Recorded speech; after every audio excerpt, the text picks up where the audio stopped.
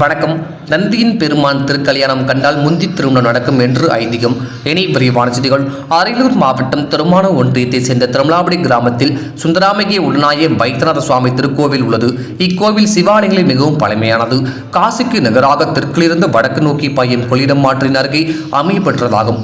இக்கோவில் அப்பர், சுந்தரர், திருஞான சம்பந்தர், மாணிக்க வாசகர் ஆகியோரால் பாடப்பெற்றும் வசிஷ்டர், அகஸ்தியர் ஆகிய முனிவர்களால் பூஜிக்கப்பெற்றதாகும். இக்கோவில் நந்திய பெருமாள் திருக்கல்யாண விழா வருடந்தோறும் பங்குனி மாதம் நடைபெறும். நந்தி கல்யாணம் கண்டால் முந்தி கல்யாணம் நடைபெறும் என்று ஐதீகத்தின்படி தமிழ்நாட்டின் பல்வேறு பகுதியில் இருந்து ஆயிரக்கணக்கான மக்கள் இத்திருக்கல்யாணத்தை காண வருடந்தோறும் வந்து செல்கின்றனர். விழாவில் முன்னதாக திருவியாறு ஐயாரப்பர் கோவில் இருந்து வசிஷ்ட முனிவரின் புதல்வி சுயசாமிகி தேவியார் பல்லக்கில் பெண் அழைப்பாக கொண்டு வரப்பட்டார். பின் அதனைத் தொடர்ந்து சுந்தராமகி மற்றும் வைத்தியநாத சுவாமிகள் ஒரு பல்லக்கிலும், நந்தியன் பெருமாள் மற்றும் சுயசாமிகி மற்றொரு பல்லக்கிலும் கோவிலை சுற்றி ஊரின் முக்கிய தெருக்கள் வழியாக வலம் வந்து மக்களுக்கு அருள்பாவித்து கோவிலின் முன்பு இருந்து திருமண மேடைக்கு வந்தடைந்தது. அதனையடுத்து அங்கு சுயசாமிகி தேவியாருக்கும் நந்தியன் பெருமாளுக்கும் எண்ணெய், மஞ்சள், சந்தனம், விபூதி, இளநீர், தேன் உள்ளிட்ட பல்வேறு பொருட்களால் சிறப்பு அபிஷேகம் செய்து பல வண்ண மலர்களால் மணமக்களாக அலங்கரித்தனர். பின் அதனைத் தொடர்ந்து வேத விவாதங்கள், யாக பூஜைகள் உடன் வேத மந்திரங்கள் ஓத நாதஸ்வர இன்னிசையுடன் ஆயிரக்கணக்கான பக்தர்கள் முன்னிலையில் மணமக்கள் சுயசாமிகி தேவியார் களத்தில் மணமகன் நந்தியன் பெருமான் தாலி கட்ட ஆயிரக்கணக்கான பக்தர்கள் அச்சதி தூவ திருக்கல்யாணம் சிறப்பாக நடைபெற்றது. பின்னர் மணமக்களுக்கு சிறப்பு தீபாரணை காட்டப்பட்டு ஊஞ்சலில் அமர்த்தப்பட்டனர். அங்கு ஊஞ்சலில் ஆடியபடியே சுவாமிகள் பக்தர்களுக்கு அருள் பாவித்தனர். அதனைத் தொடர்ந்து சுயசாமிகி மற்றும் நந்தியன் பெருமாள் கண்ணாடி பல்லக்கில் ஏற்றப்பட்டு திருமண கோலத்தில் கோவிலை சுற்றி ஊரின் முக்கிய தெருக்கள் வழியாக ஊர்வலமாக கொண்டு வரப்பட்டனர். இதில் வீடுகள் தோறும் பக்தர்கள் மாவிளக்கு போட்டு வழிபாடு செய்தனர். மேலும் பக்தர்களுக்கு பாதுகாப்பு வழங்கிய அரியலூர் மாவட்ட எஸ்பி செல்வராஜ் மற்றும் திருமானூர் இன்ஸ்பெக்டர் கோசலாராமன் தலைமையிலான 300க்கும் மேற்பட்ட போலீசார் பாதுகாப்பு பணியில் ஈடுபடுத்தப்பட்டனர். மேலும் இந்த ஆண்டு திருக்கல்யாணத்தை காண பல மாவட்டத்தில் இருந்து மக்கள் வருவது குறைந்து காணப்பட்டது.